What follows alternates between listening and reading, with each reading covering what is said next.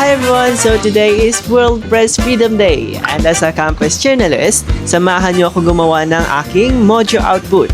Tara! Let's go! So I got my essentials naman na. I got my mic and I got my phone and of course I've got the stand. I'm using the stand right now and ako na lang kailangan. So, tara! On World Press Freedom Day, behind every headline, actually, I'm off to college now. Pero I'm still part of the publication and I want this to be my last output. Para at least may babalikan pa ako sa page namin.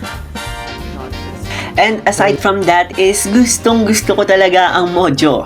Maybe because mahiyaing papansin ako at gusto ko yung nakikita ako at nagsasalita ako. Speak up and protect the truth.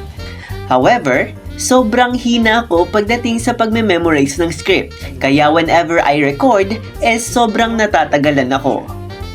Ano yun? Sasabihin ko? Sasabihin ko?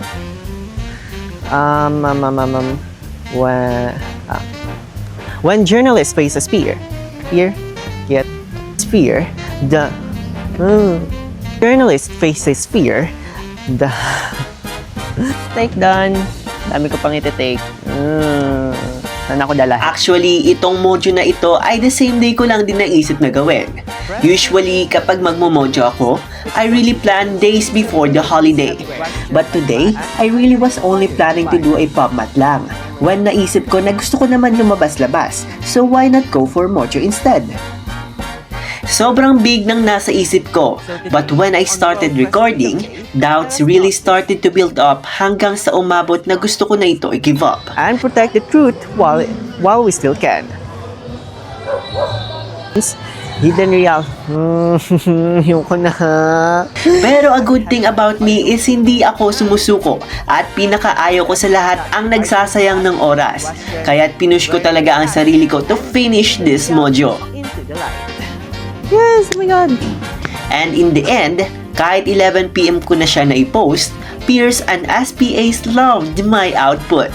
And I was so happy na I was able to make them satisfied. Kaya one thing na natutunan ko behind the camera is to always trust the process. It's not over until it's over. Yun lang, bye!